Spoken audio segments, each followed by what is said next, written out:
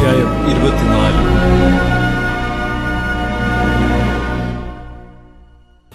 ശൗൽ ഫെലിസ്ത്യരെ ഓടിച്ചു കളഞ്ഞിട്ട് മടങ്ങി വന്നപ്പോൾ ദാവീദ് ഏൻഗേദി മരുഭൂമിയിലുണ്ടെന്ന് അവൻ അറിവ് കിട്ടി. അപ്പോൾ ശൗൽ എല്ലാ ഇസ്രയേലിൽ നിന്നും തിരഞ്ഞെടുത്തിരുന്ന 3000 പേരെ കൂട്ടിക്കൊണ്ട് ദാവീദിനെയും അവന്റെ ആളുകളെയും തിരയുവാൻ കാട്ടാട്ടിൻ പാറകളിൽ ചെന്നു. അവൻ വഴിയരികെയുള്ള ആട്ടിൻ തൊഴുത്തിങ്കലെത്തി. അവിടെ ഒരു ഗുഹയുണ്ടായിരുന്നു. ശൗൽ വിസർജനത്തിന് അതിൽ കടന്നു. എന്നാൽ ദാവീദും അവന്റെ ആളുകളും ഗുഹയുടെ ഉള്ളിൽ പാർത്തിരുന്നു.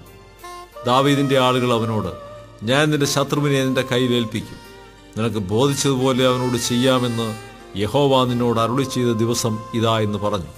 അപ്പോൾ ദാവീദ് എഴുന്നേറ്റ് ശൗലിന്റെ മേലങ്കയുടെ അറ്റം പതുക്കെ മുറിച്ചെടുത്തു. ശൗലിന്റെ വസ്ത്രാഗ്രഹം മുറിച്ചു കളഞ്ഞതുകൊണ്ട് പിന്നത്തേതിൽ ദാവീദിന്റെ മനസാക്ഷി കുത്തിത്തുടങ്ങി. അവൻ തന്റെ ആളുകളോട്, യഹോവയുടെ അഭിഷിക്തനായ എൻ്റെ യജമാനന്റെ നേരെ കൈയെടുക്കുന്നതായ ഈ കാര്യം ചെയ്യുവാൻ യഹോവ എനിക്ക് ഇടവരുത്തരുതേ, അവൻ യഹോവയുടെ അഭിഷിക്തനല്ലോ എന്ന് പറഞ്ഞു. ഇങ്ങനെ ദാവീദ് തൻ്റെ ആളുകളെ ശാസിച്ച് അമർത്തി ശൗലിനെ ദ്രോഹിപ്പാൻ അവരെ അനുവദിച്ചതുമില്ല. ശൗൽ ഗുഹയിൽ നിന്ന് എഴുന്നേറ്റ് തൻ്റെ വഴിക്ക് പോയി. ദാവീദും എഴുന്നേറ്റ് ഗുഹയിൽ നിന്ന് പുറത്തിറങ്ങി ശൗലിനോട്, എൻ്റെ യജമാനായ രാജാവേ എന്ന് വിളിച്ചു പറഞ്ഞു. ശൗൽ തിരിഞ്ഞു നോക്കിയപ്പോൾ ദാവീദ് സാഷ്ടാംഗം വീണ് നമസ്കരിച്ചു. ദാവീദ് ശൗലിനോട് പറഞ്ഞതെന്തെന്നാൽ, ദാവീദ് നിനക്ക് ദോഷം വിചാരിക്കുന്നുവെന്ന് പറയുന്നവരുടെ വാക്ക് നീ കേൾക്കുന്നത് എന്ത്? യഹോവ എന്ന് ഗുഹയിൽ വെച്ച് നിന്നെ എൻ്റെ കയ്യിൽ ഏൽപ്പിച്ചിരുന്നുവെന്ന് നിന്റെ കണ്ണാലെ കാണുന്നുവല്ലോ. നിന്നെ കൊല്ലുവാൻ ചിലർ പറഞ്ഞെങ്കിലും ഞാൻ ചെയ്തില്ല. എൻ്റെ യജമാനന്റെ നേരെ ഞാൻ കൈയെടുക്കുകയില്ല, അവൻ യഹോവയുടെ അഭിഷിക്തനല്ലോ എന്ന് ഞാൻ പറഞ്ഞു. എൻ്റെ പിതാവേ, കാണുക, എൻ്റെ കയ്യിൽ നിന്റെ മേലങ്കിയുടെ അറ്റമിതാ കാണുക. നിന്റെ മേലങ്കിയുടെ അറ്റം ഞാൻ മുറിക്കുകയും നിന്നെ കൊല്ലാതിരിക്കുകയും ചെയ്തതിനാൽ എൻ്റെ കയ്യിൽ ദോഷവും ദ്രോഹവുമില്ല. ഞാൻ നിന്നോട് പാപം ചെയ്തിട്ടുമില്ല എന്ന് കണ്ടറിഞ്ഞുകൊള്ളുക. നീയോ എനിക്ക് പ്രാണഹാനി വരുത്തുവാൻ തേടി നടക്കുന്നു. യഹോവ എനിക്കും നിനക്കും മധ്യേ ന്യായം വിധിക്കട്ടെ. യഹോവ എനിക്ക് വേണ്ടി നിന്നോട് പ്രതികാരം ചെയ്യട്ടെ. എന്നാൽ എൻ്റെ കൈ നിന്റെ മേൽ വീഴുകയില്ല. ദുഷ്ടത ദുഷ്ടനിൽ നിന്ന് പുറപ്പെടുന്നു എന്നതല്ലോ പഴഞ്ചൊൽ പറയുന്നത്. എന്നാൽ എൻ്റെ കൈ നിന്റെ മേൽ വീഴുകയില്ല. ആരെ തേടിയാകുന്നു ഇസ്രായേൽ രാജാവ് പുറപ്പെട്ടിരിക്കുന്നത്? ആരെയാകുന്നു പിന്തുടരുന്നത്?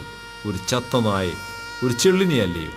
ആകയാൽ യഹോവ ന്യായാധിപനായി എനിക്കും നിനക്കും മധ്യേ ന്യായം വിധിക്കുകയും എൻ്റെ കാര്യം നോക്കി വ്യവഹരിച്ച് എന്നെ നിന്റെ കയ്യിൽ നിന്ന് വിടുവിക്കുകയും ചെയ്യുമാറാകട്ടെ. ദാവീദ് ശൗലിനോട് ഈ വാക്കുകൾ സംസാരിച്ച് തീർന്ന ശേഷം ശൗൽ, എൻ്റെ മകനേ ദാവീദേ, ഇത് നിന്റെ ശബ്ദമോ എന്ന് ചോദിച്ചു പൊട്ടിക്കരഞ്ഞു. പിന്നെ അവൻ ദാവീദിനോട് പറഞ്ഞത്, നീ എന്നേക്കാൾ നീതിമാൻ. ഞാൻ നിനക്ക് തിന്മ ചെയ്തതിന് നീ എനിക്ക് നന്മ പകരം ചെയ്തിരിക്കുന്നു.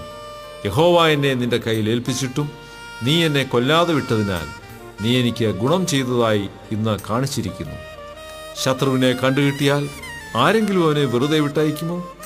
നീ ഇന്ന് എനിക്ക് ചെയ്തതിന് യഹോവ നിനക്ക് നന്മ പകരം ചെയ്യട്ടെ. എന്നാൽ നീ രാജാവാകും, ഇസ്രായേൽ രാജത്വം നിന്റെ കയ്യിൽ സ്ഥിരമാകുമെന്ന് ഞാൻ അറിയുന്നു. ആകയാൽ നീ എൻ്റെ ശേഷം എൻ്റെ സന്തതിയെ നിർമൂലമാക്കി എൻ്റെ പേര് എൻ്റെ പിതൃഭവനത്തിൽ നിന്ന് മായ്ച്ചു കളയുകയില്ല എന്ന് യഹോവയുടെ നാമത്തിൽ ഇപ്പോൾ എന്നോട് സത്യം ചെയ്യണം. അങ്ങനെ ദാവീദ് ശൗലിനോട് സത്യം ചെയ്തു. ശൗൽ അരമനയിലേക്ക് പോയി. ദാവീദും അവൻ്റെ ആളുകളും ദുർഗത്തിലേക്കും പോയി.